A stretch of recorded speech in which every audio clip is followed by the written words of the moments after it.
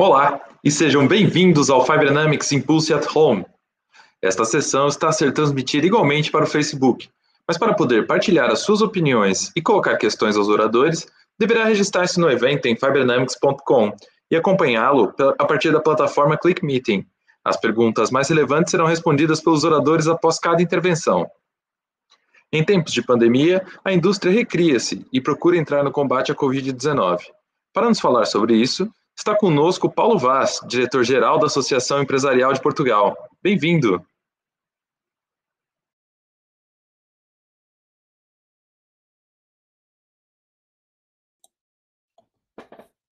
Boa tarde a todos. Muito obrigado pelo convite que me foi dirigido pela Fiber Dynamics e pela Universidade do Minho. É naturalmente com muito gosto que acedo a este convite e sobretudo, fazer deste momento, essencialmente, uma partilha de ideias. Não tenho outra validade ou outra ambição que não seja precisamente isso, partilhar um conjunto de reflexões sobre os factos que estamos a viver e que, de alguma maneira, poderão também ajudar-nos a perceber não só o que vivemos, mas o que está, de alguma maneira, para chegar. E vamos, se calhar, começar por alguns pontos relativamente objetivos e segui-los dessa forma, de forma sistemática, para podermos, de alguma maneira, montar este raciocínio. Em primeiro lugar, o que estamos a viver é essencialmente uma pandemia, foi uma nova estirpe de um vírus, o coronavírus, era o Covid-SARS, que em 2002 surgiu e que naturalmente foi rebatizado Covid-SARS-19 por ter sido, de alguma maneira, detectado e identificado novamente no ano passado. E foi uma epidemia que estava localizada numa determinada região, uma região, Hubei, a região do Hubei na China, e que se descontrolou e que se tornou, não diria rapidamente, mas de uma forma bastante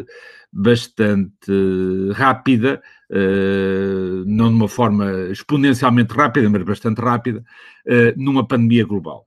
Já tivemos outras no passado, a peste negra, a gripe espanhola, a própria SIDA, todas elas determinaram mudanças extraordinárias ao nível civilizacional e, portanto, é de esperar que também esta o que vá fazer. E, portanto, ainda estamos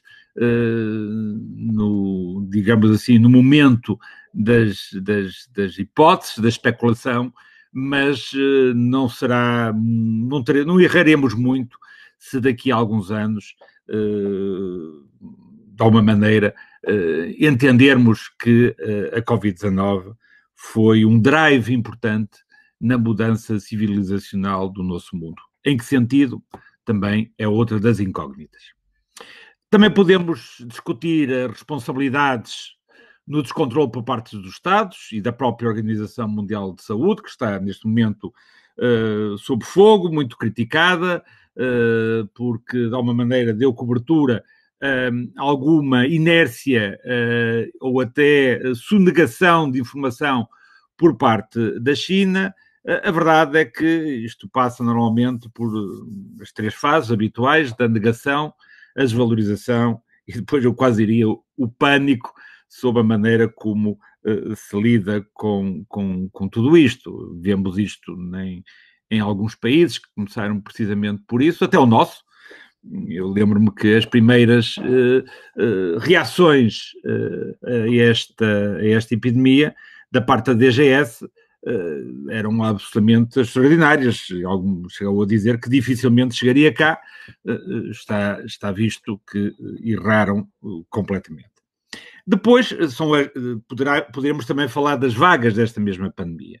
Houve um foco primário, como já referimos, na Ásia, na província de Hubei, depois passou à Europa, está em fase já passou o pico, talvez, na Europa, sobretudo em dois países onde tocou particularmente, o caso da Itália e da Espanha. Está neste momento em franco crescimento nos Estados Unidos. Teme-se, infelizmente, o descalabro e o descontrolo na América do Sul e na África já no próximo verão, até pela insuficiência de meios que estes países, nestas regiões do mundo, normalmente apresentam. Isto pode significar essencialmente uma catástrofe humanitária, mas não tanto uma catástrofe económica, e eu vou explicar já a seguir porquê. Na forma de combate à pandemia, também por força daquilo que já atrás referimos, de todos estes, digamos assim, reações, desde a negação à desvalorização e depois até algum descontrole e até o pânico, houve necessidade de escolher aquilo que podemos falar entre políticas de contenção para reduzir a perda de vidas humanas e, naturalmente, permitir aos serviços nacionais de saúde de cada país para se prepararem para responder a isso, ou reduzir as perdas na economia, como alguns outros procuraram essa estratégia. No primeiro caso, teremos a maioria dos países que optaram pelo confinamento domiciliário, o caso da Itália, que já vai quase há 2 meses, o caso da Espanha, que também está quase a chegar a esse período de tempo, nós próprios. Outros que, entretanto, optaram por uma outra estratégia, o caso do Reino Unido, dos Estados Unidos ou da própria Suécia, e que, entretanto, a meio, digamos assim, do processo, decidiram mudar a sua estratégia. E, portanto, isto é optar entre aquilo que é escolher entre ter mais recessão económica ou ter mais mortos. É tão simples quanto isto, e no fundo o que é a tentativa de controlar a infecção, é esta tentativa de estar a tentar controlar esta infecção, esta pandemia, é que está na gênese, essencialmente, da crise económica. Há um paper muito interessante, que eu diria que é talvez o melhor trabalho neste momento sobre o tema. Peço desculpa, é o melhor trabalho que existe neste momento sobre o tema, chamado The Macroeconomics of Epidemics. Foi começado a divulgar muito recentemente, portanto, ainda data de há menos de 15 dias atrás, é de 10 de abril.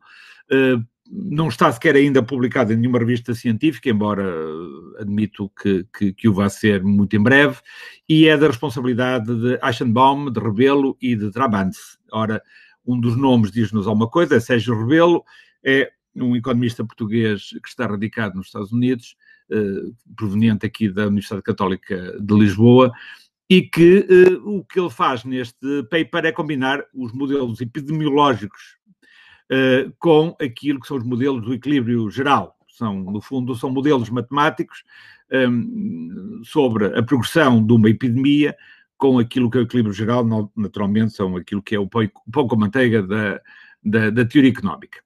O que significa, no limite, isto pode parecer um pouco chocante, mas está lá, é que se nada fizéssemos relativamente à pandemia, teríamos certamente uma catástrofe humanitária e teríamos um impacto muito limitado no crescimento económico. Este estudo indica que seria menos de 0,6% daquilo que seria o crescimento económico. No fundo, isto é uma escolha entre aquilo que é a vida e o bem-estar individual, naturalmente, e aquilo que é o bem-estar coletivo.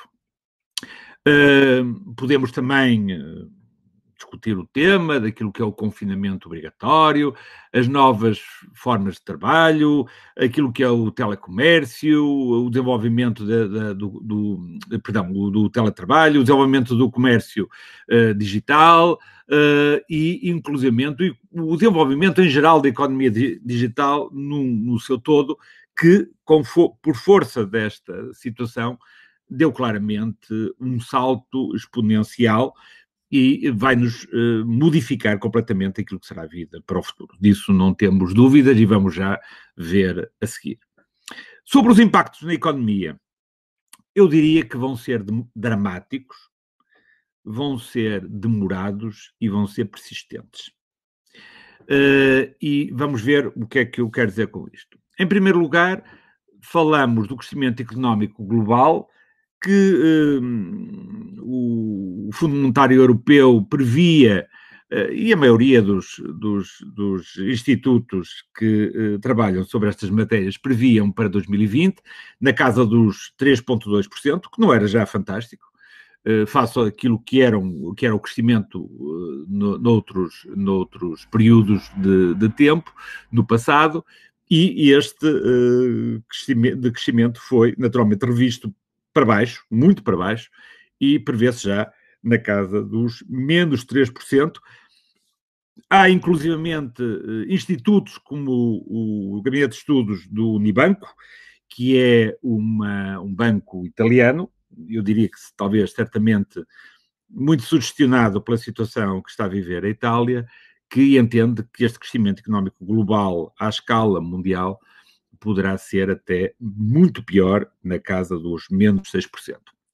Recordo que o Ministro das Finanças português e Presidente do Eurogrupo, o Mário Centeno, referiu que por cada 30 dias úteis de paralisação, são menos 6,5% no PIB. Honestamente, não sei quais são, digamos assim, as bases deste raciocínio. Seja como for, se utilizarmos uma regra 3 simples, naquilo que é a divisão do PIB ao longo dos 12 meses, é bastante admissível que este valor não esteja muito longe da verdade. Seja como for, estamos perante aquilo que será a maior recessão global num século. Não há memória de uma coisa tal, a não ser provavelmente na Grande Depressão de 1929, mas a verdade é que aquilo que se prevê para o mundo e para o país, tal como eu já disse, uma quebra, uma recessão de cerca de 3% do crescimento económico global, uma recessão ou uma quebra de menos 8% no crescimento da economia portuguesa, e depois todos os indicadores acompanham, naturalmente, esta tendência negativa.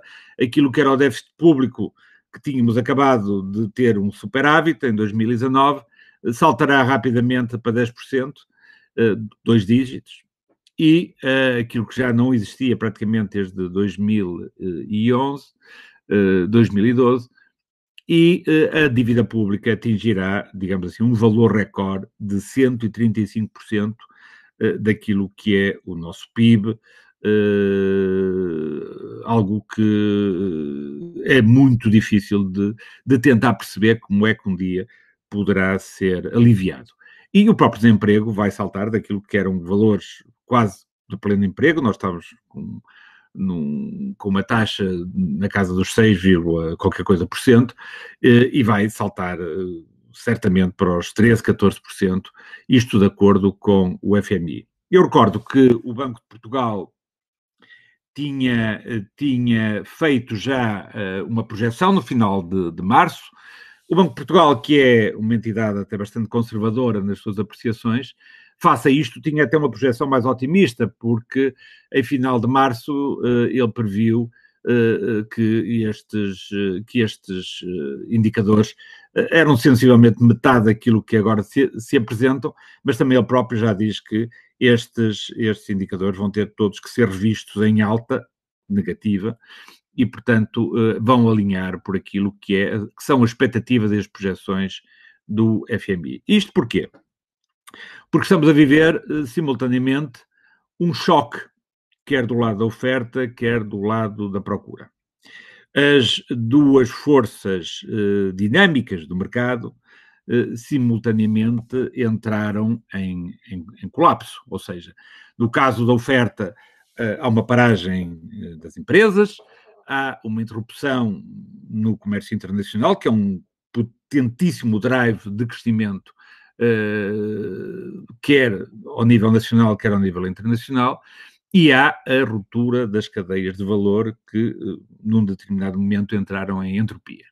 Pelo lado da procura, há a contração súbita e violenta do consumo privado e do investimento. E tudo isto, naturalmente, tem uma consequência imediata, que é o aparecimento de fortíssimos problemas de tesouraria em todas as organizações, sejam elas saudáveis ou muito mais naquelas que já não tinham muita saúde financeira e que podem provocar claramente uma espiral recessiva, razão pela qual é tão urgente fazer chegar liquidez, fazer chegar dinheiro, quer às empresas, quer às famílias.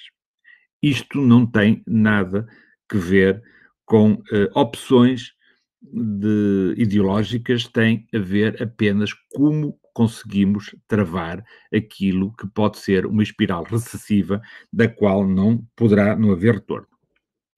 Naquilo que são as medidas de apoio à economia, há aquilo que podemos naturalmente distinguir entre aquilo que são as medidas de emergência versus as medidas de recuperação. São coisas diferentes.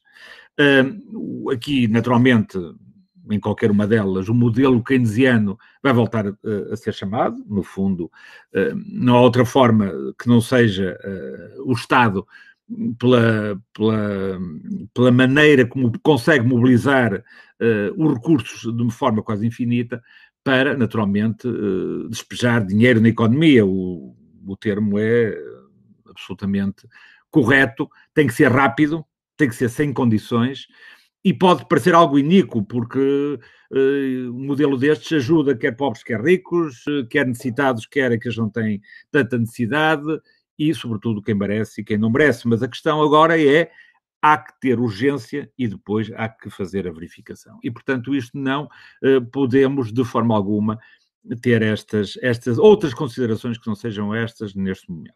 As medidas de emergência, aquelas que são imediatas, trata-se sobretudo de ganhar tempo. E, portanto, em primeiro lugar, sob o ponto de vista de saúde pública, tentar achatar realmente a curva das infecções para que o Sistema Nacional de Saúde não colapse e para que cheguem, entretanto, naturalmente, os medicamentos e a vacina que, de alguma maneira, colocará termo a toda esta instabilidade.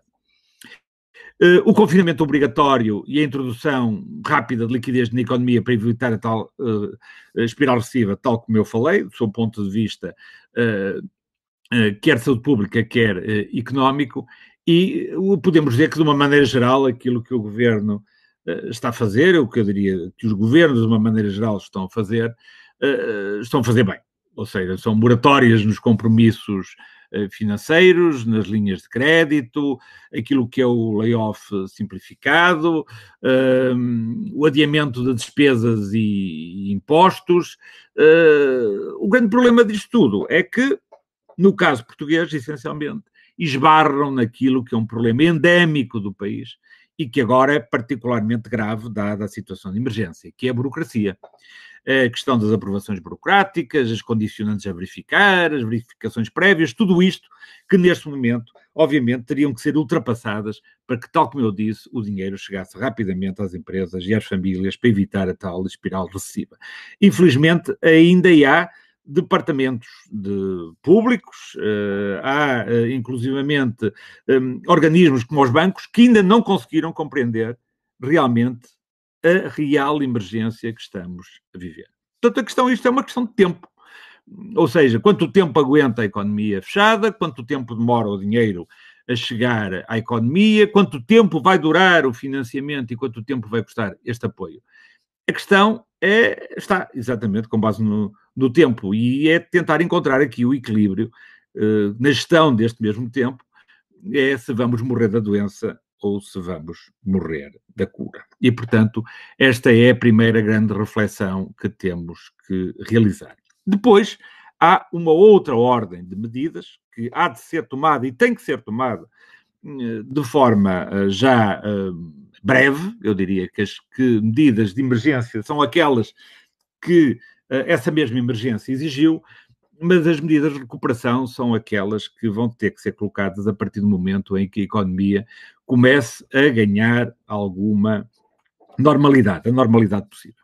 E, portanto, há que haver aqui um regresso progressivo à normalidade, tem que ser claramente gradualista e por setores, de forma a não comprometer todo o esforço que foi feito anteriormente, teremos que passar por quarentenas seletivas, temos que fazer testes em grandes quantidades, temos que massificar e generalizar o uso dos mecanismos de proteção, quer as máscaras sociais, quer a lavagem frequente das mãos, quer a medição de temperatura. Há aqui um comportamento social que temos que mudar e tornar adequado e exigir, não só a nós próprios, mas também aos outros.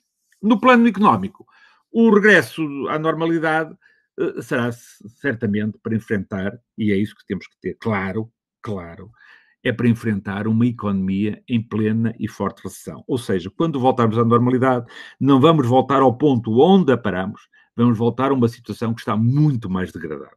E, portanto, as empresas vão... já não se trata agora aqui, eu quase diria, de um problema de tesouraria. O problema de tesouraria tem que ser resolvido agora. Daqui adiante, não se trata de um problema de tesouraria, como eu disse, mas de um problema de solvabilidade. As empresas vão ter que enfrentar uma carga de dívida ao mesmo tempo que estarão a recompor o negócio. É uma combinação, eu diria, explosiva. Há que recompor quer as cadeias de fornecimento, os seus canais de venda, tudo isto exige investimento e exige investimento precisamente no momento em que as empresas estão naturalmente sobrecarregadas com aquilo que é uma dívida que lhes vai comprometer naturalmente todo este esforço.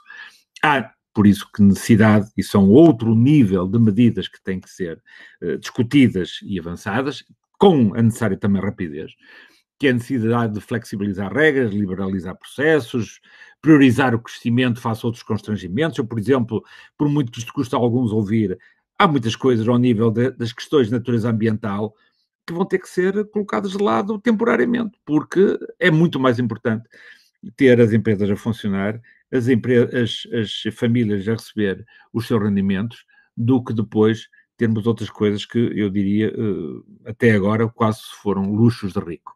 E, portanto, além disto, naturalmente, ter linhas de crédito bonificadas, quer para a gestão corrente, quer para o investimento futuro, de outra maneira, não poderemos almejar nem rápido, nem nenhuma recuperação. Nós temos um problema enquanto portugueses, enquanto Portugal, que é a fragilidade da nossa economia.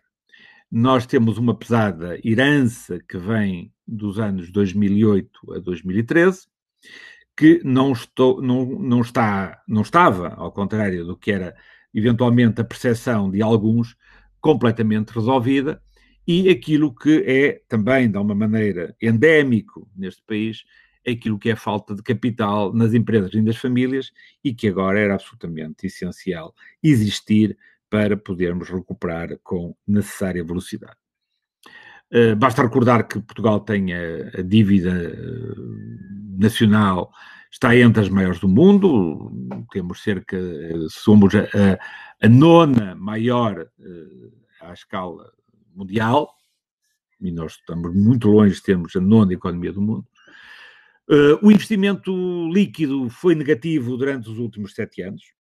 Só em 2018 voltou a ser positivo. E a taxa de poupança está em mínimos históricos. Pior do que nós na Europa só temos a Grécia. E, portanto, aquilo que era uma tradição de poupança que o país tinha e que vinha de décadas, nos últimos anos completamente se desvaneceu, e hoje estamos no portão daqueles que não poupa, o que também tem implicações, ou vai ter implicações também muito importantes nesta crise. E aquilo que era o equilíbrio orçamental, esse sim que tinha sido uma vitória, arduamente conseguida nos últimos anos e que naturalmente muito beneficiou a nossa reputação internacional, nomeadamente junto aos mercados, não tínhamos qualquer tipo de dúvidas que numa situação como vamos passar, ela será rapidamente desvanecida e teremos outra vez os mercados a penalizar-nos, os mercados internacionais a penalizar-nos se não tivermos naturalmente o apoio exterior, nomeadamente da União Europeia. E, portanto, Portugal vai precisar desesperadamente de apoio internacional para vencer esta crise. Seja da União Europeia, seja do FMI. A má notícia quanto à União Europeia é que, infelizmente, as negociações europeias não estão a correr bem. não estou a correr bem, nem sequer há expectativa de entendimento para breve, o que nos parece trágico, atendendo à emergência do tema. Eu diria que não vale a pena estarmos com ilusões sobre a mutualização da dívida, até porque ela exigia, digamos assim, um esforço muito maior de desenho, de implementação, que pressupunha, por exemplo, que ao mesmo tempo que existisse a mutualização da dívida, haveria também, simultaneamente, aquilo que era um orçamento europeu que se aplicaria a todos os Estados, naturalmente, com trocas de soberania, naturalmente, com cedências do ponto de vista da soberania, que não parece que os Estados estejam, digamos assim, dispostos a realizar neste momento. E depois, naturalmente, há quem não queira pagar,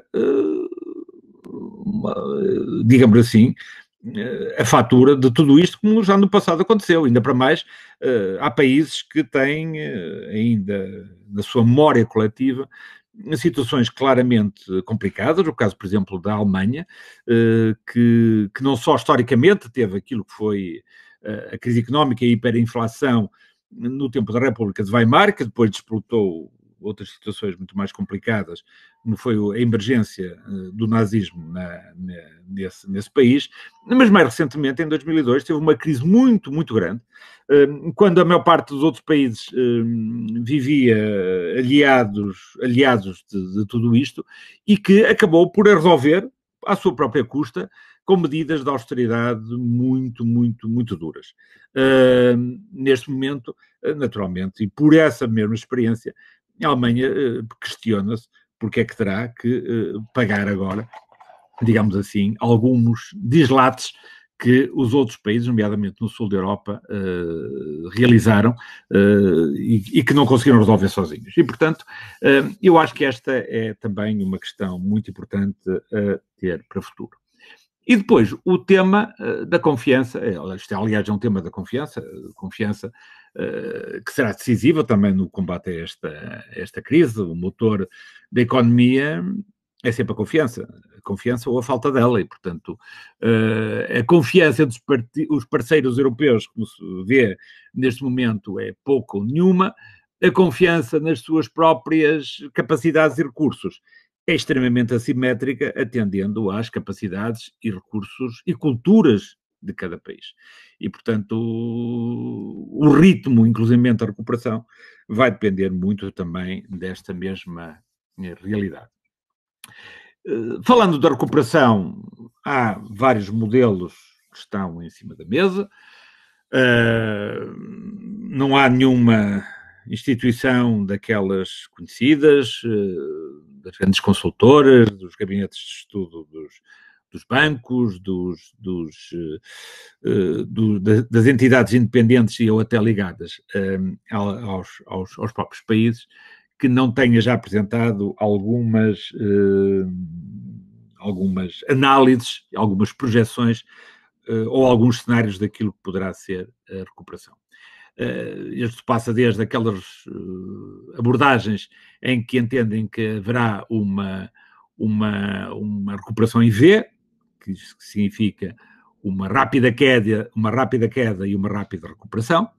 Isto seria o melhor modelo possível, mas que infelizmente está cada vez a ser mais afastado. Uma recuperação em U, que significa uma rápida queda, uma recessão persistente e seguida de uma rápida recuperação. O modelo em W, com grande instabilidade, em que movimentos de queda e recuperação são rápidos, mas com recidivas, e que podem ter a ver com aquilo que é, e que não está fora de hipótese, o reaparecimento de novos surtos. Um modelo em L, em que após uma quebra forte, segue-se uma recuperação muito lenta, muito gradual e muito assimétrica e muito longa, perdão, e muito persistente. E, portanto, algo que seria altamente preocupante. Portanto, aí seria um recuo naquilo que é evolução do crescimento económico à escala global e também aquela que é mais recente e que não deixa de ter piada pela sua denominação, que é uma recuperação da economia em logo Nike, portanto isto passando a publicidade à própria Nike, que encontrou aqui uma forma indireta de se promover, que é claramente uma forte quebra, portanto seria uma forte quebra, uma rápida e forte quebra, seguida de uma recuperação que é relativamente lenta e gradual e assimétrica de acordo com os setores. Na minha opinião, Portugal vai ter uma recuperação em logo Nike. Isto porquê? Porque eu acho que ela vai estar muito alinhada com a recuperação dos seus principais parceiros económicos, sendo uma economia aberta, que são a Europa e, essencialmente, os Estados Unidos, e atendendo que os dois grandes drives da economia portuguesa são precisamente as exportações, cerca de 80% vai para a Europa e cerca de 6 a 7% vai para os Estados Unidos, portanto, eu quase diria que mais de 85% vai para estes dois destinos, e, naturalmente, o turismo, que representa mais de 20% já do nosso PIB e que vai buscar os mercados emissores, são coincidentes com os mesmos destinos das nossas exportações.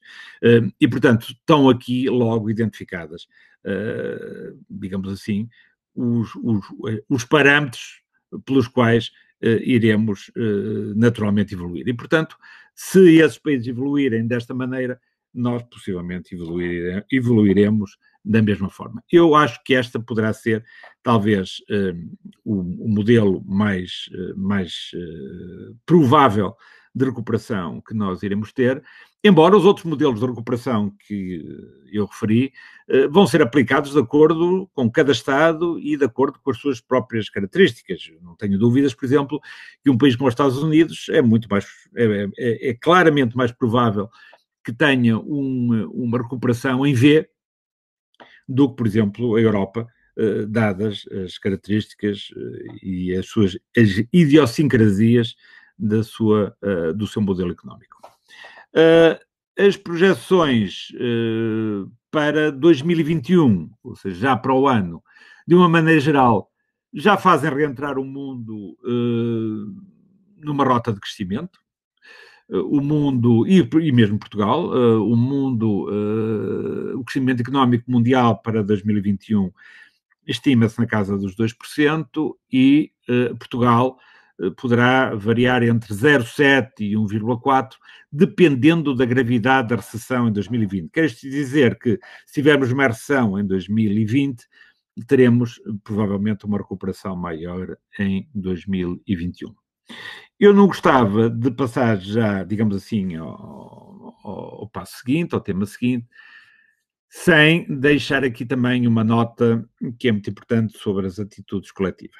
A atitude não é só, tal como eu referi, a questão da economia é uma questão essencialmente de confiança, não é só lidar com números e, digamos assim, e dados muito, muito objetivos, é, sobretudo, também a forma como cada povo, cada país enfrenta esta mesma situação. Eu diria que esta atitude coletiva passa muito pela confiança que cada país tem nas suas instituições, na sua liderança política e nas suas próprias capacidades. Na sua capacidade também de adaptação à adversidade. O espírito de sacrifício, aquilo que são a solidariedade social, colocar o foco na mudança e nas oportunidades que se abrem e não estar a lamentar a desgraça ou procurar encontrar responsáveis ou bodes expiatórios para o infortúnio que não resolvem coisa nenhuma. E isto exige uma mudança muito profunda de perspectiva. É uma mudança cultural, que eu diria quase radical, que infelizmente não me parece muito alinhada com aquilo que é típico numa sociedade como a portuguesa, que é muito carente ou tem estado muito carente de paternalismo e da proteção do Estado para tudo.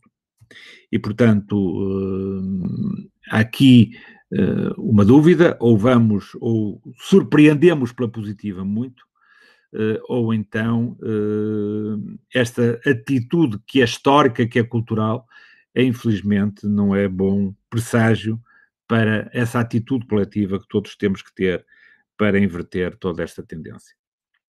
No que se refere às oportunidades que se abrem, é no fundo que é aquilo que é o tema desta nossa conferência.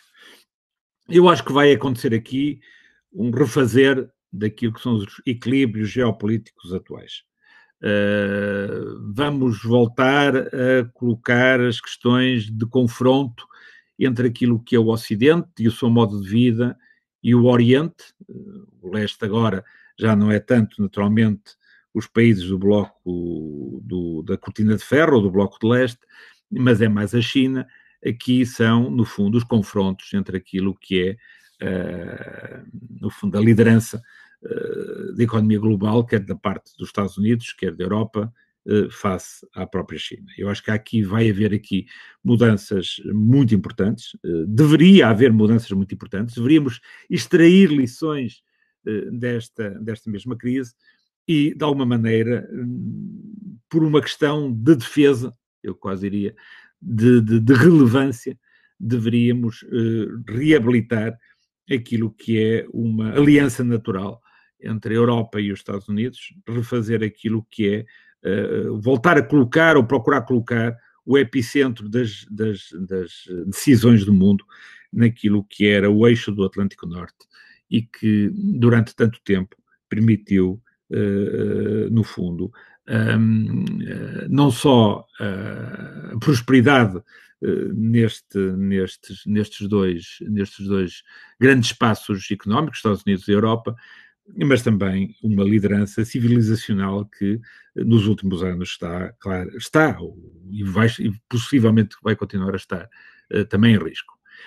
Eu diria que a globalização, enquanto fenómeno, vai entrar numa nova etapa. A autorregulação vai acabar por acontecer por via das circunstâncias e das necessidades.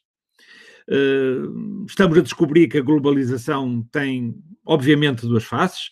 Tem uma muito positiva, naturalmente, que propiciou uma maior geração de riqueza e até uma maior e melhor distribuição dessa mesma riqueza. Nós não podemos olhar para as coisas só do ponto de vista ocidental. Há que pensar que a globalização arrancou dezenas, se não centenas de milhões de pessoas a própria China. E, portanto, este teve, naturalmente, isto é uma perspectiva, é uma face muito positiva da globalização.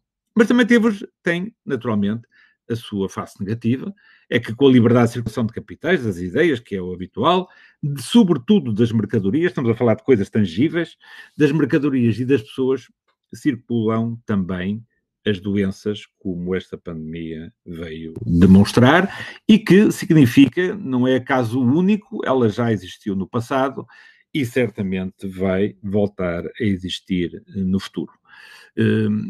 Tiremos daqui as necessárias lições para que se faça, digamos assim, a necessária preparação para enfrentar essa nova realidade. Vai haver oportunidades também naquilo que é o refazer das cadeias de valor e de fornecimento. Estas novas necessidades, as dependências excessivas, as reservas estratégicas que são absolutamente essenciais, vão ter que ser colocadas, são questões que vão ter que ser colocadas de uma maneira muito clara em cima da mesa dos decisores políticos do nosso mundo. Vai ter que existir uma maior prioridade à proteção, à saúde e ao bem-estar, quer seja individual, quer coletiva. Vai ter que existir um maior controle, maior monitorização. Isto significa menor liberdade de movimentos e até uma troca, um trade-off entre aquilo que é a liberdade individual e aquilo que é a proteção. O importante é que isto não vá longe demais e acabemos por derivar, como em alguns países acontece, o caso da China e da própria Rússia, para regimes autocráticos em que o cidadão acaba por não ter qualquer tipo de direitos.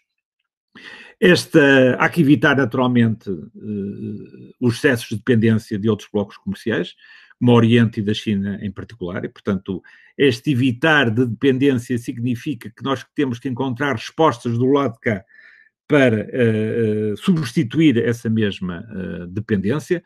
Eu muitas vezes quase digo por graça, e aliás como ficou de alguma maneira também demonstrado nesta pandemia, que se por acaso entrássemos em guerra com a China, nós éramos obrigados a comprar ao inimigo as fardas para combater, e portanto o que aconteceu com a pandemia foi que além de importarmos o vírus dessa zona do mundo, estamos neste momento a importar os meios de combate ao mesmo, nomeadamente tudo o que são os meios técnicos, os ventiladores, os equipamentos de proteção individual, etc, etc. E, portanto, há que não cair novamente nesta mesma dependência. Depois, há também, discutivelmente, as oportunidades ao nível da economia digital, ou seja, isto é irreversível. Aquilo que acabámos por ter que ser obrigados a fazer, quer o teletrabalho, as nossas compras por e-commerce, tudo o que tem a ver com a economia 4.0 vão estar centrais, vão ocupar um espaço central naquilo que é os drives do desenvolvimento económico para o futuro, e nada voltará a ser como antes. Isto já estava, era uma tendência que vinha em desenvolvimento, e eu acho que com esta pandemia ganharam-se aqui anos ou conseguimos superar aqui um conjunto de etapas e ganharam-se aqui anos de desenvolvimento. Por outro lado, há aqui também, coloca-se a oportunidade daquilo que é a economia de proximidade, ou seja, o mundo e a globalização nesta próxima etapa poderá estar cada vez mais organizada por blocos comerciais que interagem entre si. Portanto, não estamos a dizer que vamos cortar de vez ou significativamente as nossas relações com a Ásia ou com a China, mas é de admitir, sim, que nos organizemos de outra maneira e que sejam os blocos comerciais, digamos assim, a encabeçar esses mesmos fluxos económicos. Depois há necessariamente a reconversão, sim, dos setores ditos industriais. Um bom exemplo é o caso do têxtil. Nós próprios assistimos, num prazo extremamente curto, muitas empresas de têxteis e de confecção a passar das áreas que estavam vocacionadas, nomeadamente da moda, para áreas necessariamente mais técnicas, mais tecnológicas, para satisfazerem uma procura nova que foi colocada, pela simples razão de que deixou de existir a outra. E, portanto, nada como o estado de necessidade para nos obrigar à criatividade e à adaptação. E, além disso, vamos também assistir, penso eu, que não vai deixar de ser importante, e uma vez que isto é uma sessão que é promovida por uma universidade, dizer que os sistemas científicos e tecnológicos, quer as universidades, quer os centros de saber, quer os centros tecnológicos, vão estar cada vez mais orientados para uma investigação aplicada, destinada a satisfazer as necessidades das empresas e da sociedade. Ou seja, aquilo que é investigação pura vai claramente diminuir, aliás, como acontece em alguns pontos do mundo, o caso do mundo anglo-saxónico, que já é assim, mas não era essa muito a tradição na nossa Europa continental, mas face a esta situação, eu acho que vão claramente derivar para aí, e isso pode ser naturalmente uma boa notícia. Também não deixa de ser relevante invocar aqui, no fundo, a oportunidade de compaginar aquilo que será o tema da sustentabilidade e da reindustrialização, isto num caso de reescalonamento de prioridades, ou seja, o que eu quero dizer com isto é que possivelmente a reindustrialização e a relocalização de atividades industriais transformadoras em países desenvolvidos, nomeadamente na Europa e em Portugal, vai-se colocar e vai ter que se fazer, naturalmente, não sobrepondo-se àquilo que é a prioridade também da sustentabilidade, mas tendo também isso presente e ajustado com ela. Ou seja, não podemos continuar a embarcar aqui em fundamentalismos, temos que ter uma grande racionalidade, um muito bom senso para que tudo isto seja enquadrado e tenha um bom resultado. E, naturalmente, aqui quando falamos de reindustrialização e relocalização de empresas na Europa e em Portugal, significa como é que vamos passar da retórica do discurso político, da retórica do discurso político, àquilo que é a prática. Eu, normalmente, quando me falam disto, eu costumo citar o caso quer da Europa, quer dos Estados Unidos, e das vantagens comparativas daquilo que são os fatores produtivos. Portanto, a indústria são os fatores produtivos em ação e, portanto, não há como escapar deles. Eu diria que estes 4 fatores produtivos, mais um fator não produtivo, mas que não deixa de ser um elemento enquadrador absolutamente essencial para os desenvolver, vão ter que estar em cima da mesa. Isto quer dizer que aquilo que é o custo do trabalho, o custo do dinheiro, o custo da energia, o custo ambiental, vamos ter que os trabalhar. Portanto, nós, se compararmos isto com os Estados Unidos, a Europa está sempre em desvantagem, quer no custo do trabalho. Quando eu digo custo do trabalho, não é o salário, é o que custa o trabalho. Portanto, temos que perceber que naquilo que é o custo do trabalho estão incluídos os impostos e os custos sociais e as cargas sociais, o custo do dinheiro, naturalmente. O custo do dinheiro tem andado relativamente baixo nos últimos anos, tem sido persistentemente baixo. Não tenho a certeza que ele vá continuar, tem muito a ver com aquilo que vai ser a grande quantidade de massa monetária que vai ser colocada à disposição dos Estados para ocorrer a crise e a maneira como ela se vai coadunar com a necessidade. Ou seja, até ao momento não houve nenhum disparar de inflação por causa disto, porque tudo aquilo que foi emitido, tudo aquilo que foi aproveitado e nada foi gasto excessivamente. Ou seja, são as empresas e as famílias, à escala global, que retêm esses mesmos meios, esse excesso de liquidez, porque não houve onde o investir e onde o gastar. Mas isso são outras questões que não estão, não são para aqui, se calhar, chamadas neste momento.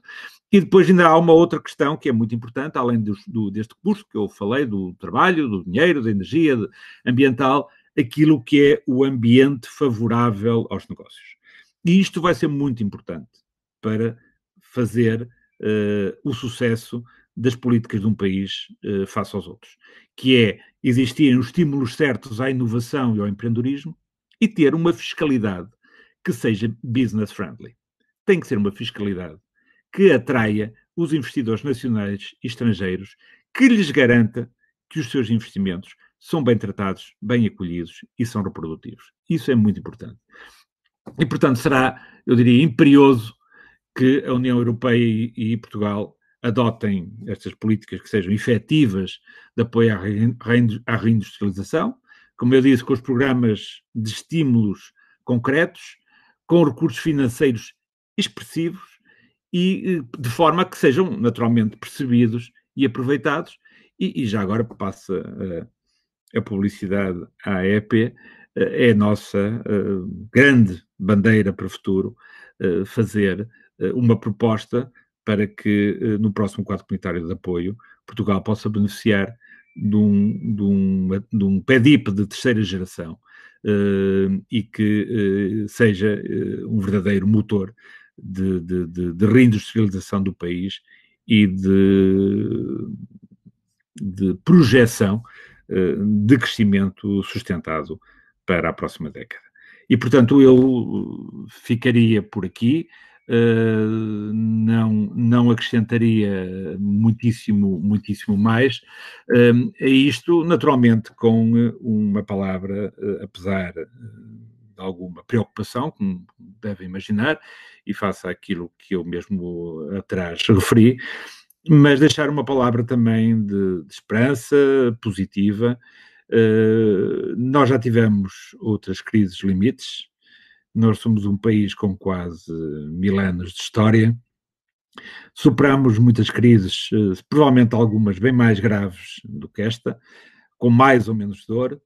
Ainda recentemente conseguimos superar uma crise, como foi a crise da dívida soberana, que trouxe muito sofrimento, certamente, muita devastação, mas que, surpreendentemente, encontrou em alguns setores, nomeadamente os setores industriais do nosso norte industrializado, orientado à exportação, que enfrentaram o problema de forma positiva, adaptando-se, reinventando-se, relançando-se, e é essa esperança que eu tenho que volte a acontecer e que, mais uma vez, seja o norte industrial e exportador a salvar o país. E agora estou disponível para as vossas perguntas.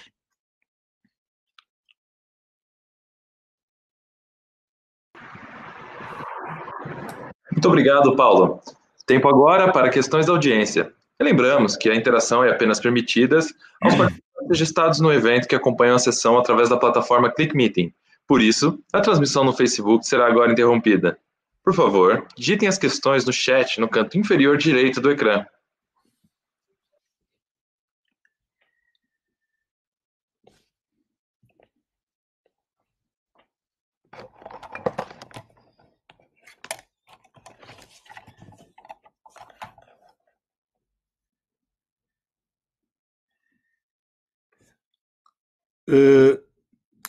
Boa tarde, Ana.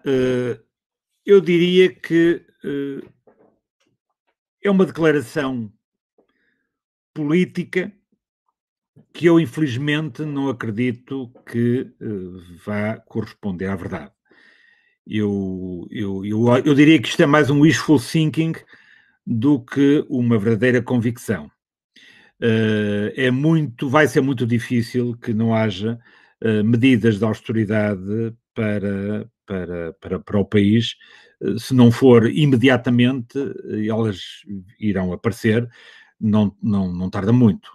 Eu posso até já dizer que há medidas de austeridade, basta pensar nas pessoas que estão em layoff e que têm cerca de 1/3 do seu salário já de alguma maneira reduzido, e portanto essas mesmas pessoas já estão em layoff.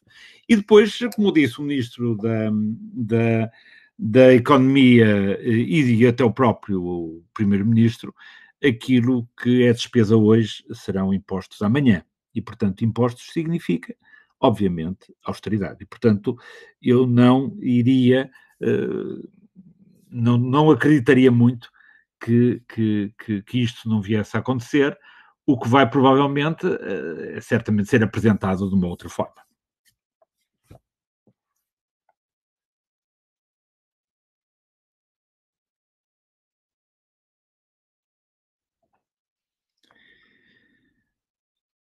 Ora bom, aquilo que é o setor automóvel em Portugal, vamos distingui-lo de duas maneiras. Uma coisa é o setor automóvel enquanto produtor e o mercado de consumo em Portugal. Sobre o mercado de consumo, parece-me que será evidente que vamos ter quebras bastante fortes nos próximos tempos, nos próximos meses. Não sei se teremos uma recuperação evidente ao longo do próximo ano, sequer. Vamos nos preparar para que realmente sejam dos setores mais atingidos. Possivelmente dentro do setor automóvel poderão escapar aquilo que serão as novas soluções de motorização, nomeadamente os motores elétricos, os carros elétricos e os carros híbridos, mas de uma forma geral, até por uma questão de prudência, as pessoas irão, pelo menos, no próximo ano, dentro de ano e meio, tal como aconteceu na última crise, refriar o seu consumo e adiar a decisão de compra. Outra coisa será aquilo que é o mercado, a produção automóvel em Portugal. Eu diria que numa primeira fase vai ser também vão viver algum tempo relativamente difícil. Não parece, porque essencialmente aquilo que se produz em Portugal é para exportação. Os mercados de consumo dos nossos quer dos montadores de automóveis, a PSA, a Auto Europa e por aí fora, vão também passar por um momento de retração e, portanto, vão ter menos consumo e, portanto, a produção vai ter que se ajustar a esse mesmo ritmo de consumo e isso vai, naturalmente, afetar todo o cluster que trabalha para o setor automóvel. Eu diria, contudo, que, apesar de tudo, eu acho que vai ser melhor do que o mercado de consumo e eu espero que seja normalizado tudo isto até ao final de 2021, sobretudo com a retoma de mercados importantes, quer como a Alemanha, quer como os Estados Unidos, quer como a própria China.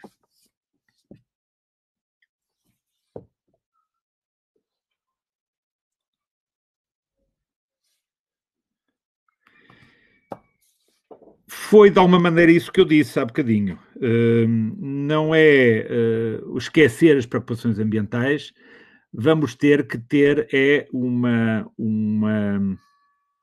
simultaneamente uma atitude de maior flexibilidade face a estas exigências, e eu vou-lhe dar um exemplo muito claro do que eu quero dizer com isto. Por exemplo, nós não podemos, enquanto Europa, ter, por exemplo, um regulamento como o REACH, que impede praticamente a instalação de produtos, de empresas químicas na Europa e depois se permite importar tudo da China. Ou seja, das duas uma, ou se exige do Oriente ou da China o mesmo que se exige na União Europeia, ou então vamos ter que ter, naturalmente, uma maior flexibilidade para não podermos estar dependentes, numa situação como aquela que vivemos, daquilo que vem do outro lado do mundo. Por outro lado, eu acho também irreversível esta questão, no fundo, dos serviços e tecnologias limpas, que vão integrar claramente aquilo que será a nova vaga de reindustrialização. Quando eu digo reindustrialização, não é a mesma indústria que existia há 20 ou 30 anos, será necessariamente indústrias com tecnologias mais avançadas, mais limpas, mais inovadoras, mas que de alguma maneira satisfaçam aquilo que é a procura de bens transacionáveis para o consumo nestes mesmos países.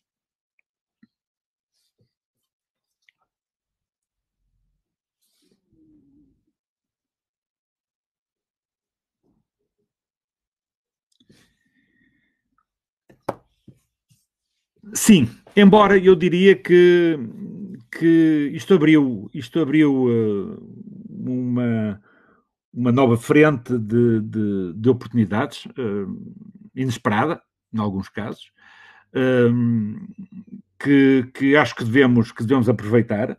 Eu diria que a boa notícia é a capacidade de adaptação e a rapidez com que a indústria portuguesa reagiu a tudo isso, e o caso do têxtil é um bom exemplo, mas também o caso em outras áreas, como a metalomecânica, as engenharias, que rapidamente conseguiram, em escassas semanas, criar ventiladores made in Portugal ou equipamentos de proteção individual que foram desenvolvidos pelo nosso país. Eu estou convencido, por exemplo, na indústria têxtil, que uma boa parte das empresas já não regressará, por exemplo, àquilo que era a sua atividade tradicional e predominante, que era a indústria da moda. Por várias razões. Em primeiro lugar, porque já havia sinais muito claros de que a indústria da moda estava em contração e, portanto, estava em quebra de consumo, por muitas razões, que agora não importa trazer para aqui, mas uma delas tinha a ver precisamente com este novo paradigma da sustentabilidade.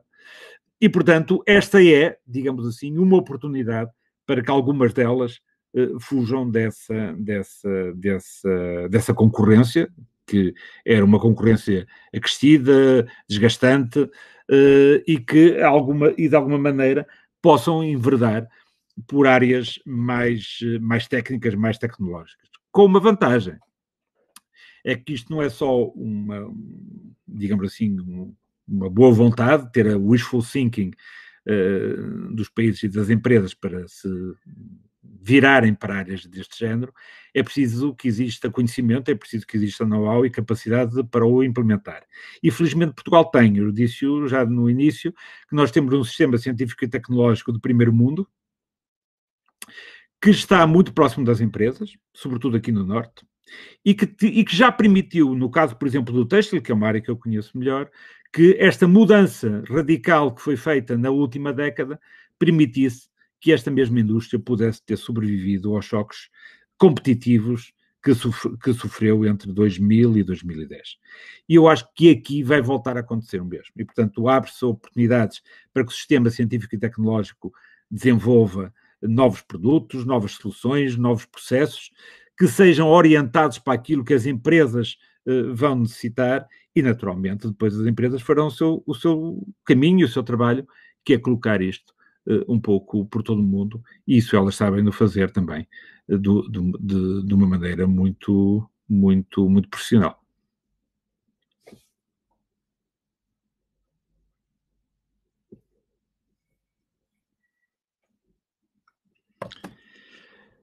Ora bom, eu diria que eu há pouco não mostrei, mas posso mostrar agora, aquilo que é um gráfico que foi realizado por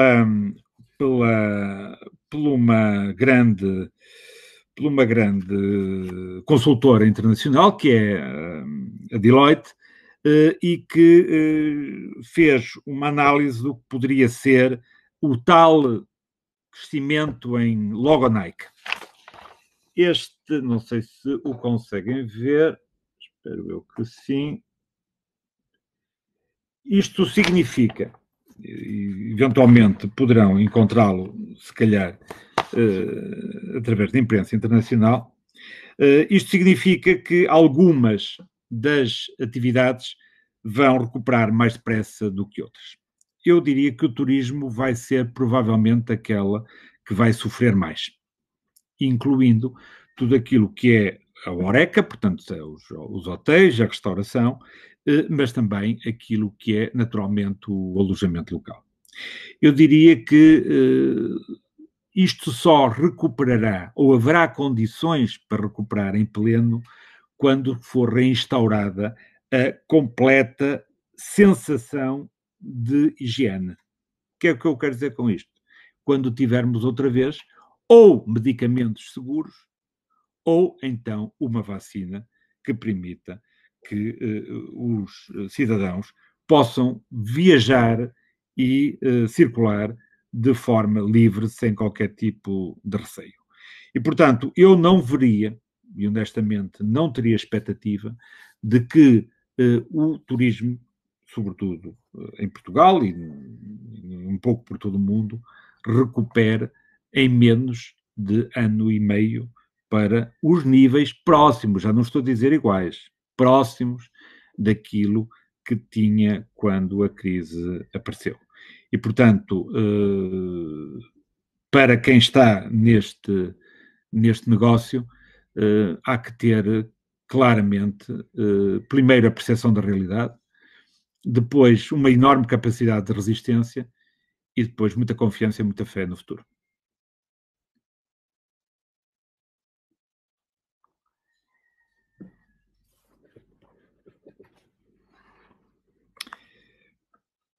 Pois, essa é uma questão muito pertinente, que eu também partilho, obviamente. Estamos a criar uma sociedade que está, de alguma maneira, dividida em duas castas. Aqueles que têm a proteção do Estado por serem funcionários públicos e aqueles que, por estarem na iniciativa privada, não merecem essa mesma proteção. Isto tem a ver com questões políticas, de natureza ideológica, mas a verdade é esta. O layoff vai continuar a aplicar-se ao setor privado e não se vai aplicar ao setor público. E mesmo a própria austeridade, da maneira como ela estava eventualmente a ser desenhada, se houver alguém que vai ficar fora da austeridade, vai ser o setor público e não o setor privado. Embora seja o setor privado, que, mais uma vez, vai salvar o país. Mas isso são questões de natureza quase política e ideológica, que, infelizmente, para quem nos governa e quem suporta essa governação, não lhes faz qualquer tipo de sentido, mas é o que é, e vivemos neste país, temos a responsabilidade por termos eleito quem lá está, e portanto é isto. Agora é verdade isso, que não há qualquer tipo de equidade entre aqueles que trabalham no setor privado e no setor público, quando deveria haver. Isso é verdade. Só resta lamentar.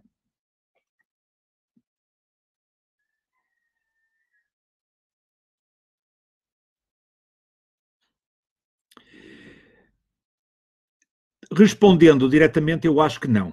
Não temos a capacidade de produzir produtos com a mesma relação custo-benefício. Evidente que não.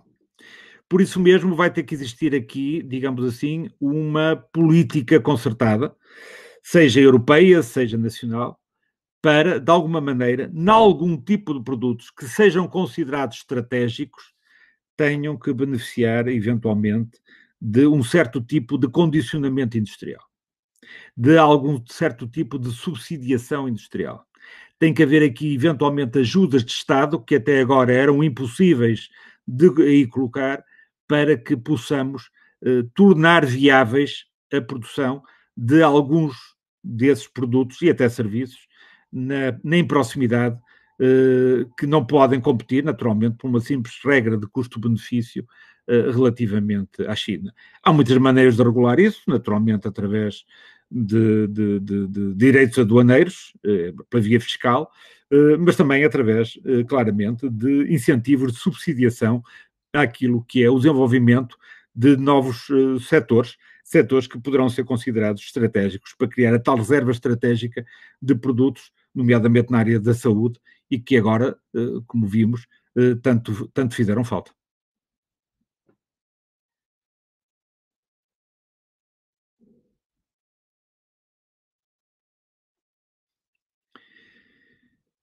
Eu espero que sim. Eu espero que os momentos de extrema necessidade produzem alterações muito profundas naquilo que é cultura, portanto, são questões de natureza cultural. Nós temos um problema de base cultural de profundo individualismo, de grande desconfiança face ao nosso parceiro. Muitas vezes eu costumo dizer que alguns empresários preferem morrer sozinhos do que viver acompanhados. Eu acho que há uma mudança geracional que pode entender estes fenómenos de maneira diferente e que pode introduzir aqui, naturalmente, uma mudança positiva. Porque para enfrentar algumas das situações para o futuro, que vão ser cenários ainda mais difíceis do que aqueles que vivemos no passado, vamos ter que precisar da ajuda de todos. E vai ter que haver especialização, vai ter que haver cooperação, vão ter que haver alianças, vai ter que existir muito mais fusões e aquisições entre as empresas, e é bom que as empresas ganhem escala, ou seja, nós falamos muito das PMEs e é verdade que o nosso tecido empresarial é feito de PMEs, mas size matters, como costuma dizer, o tamanho conta quando estamos a falar de dimensão para negociar, para comprar e para vender. E, infelizmente, temos sido penalizados pela baixa dimensão, pela reduzida dimensão que as nossas empresas têm e as suas fragilidades, quer ao nível dos recursos financeiros, quer ao nível, depois, dos recursos, inclusivamente humanos, que são necessários para, de alguma maneira, potenciar os benefícios das próprias empresas. E, portanto, eu acho que estamos condenados à cooperação, oxalá que ela venha e oxalá também que a dimensão média das empresas possa crescer para estarmos mais bem preparados para enfrentar a concorrência internacional.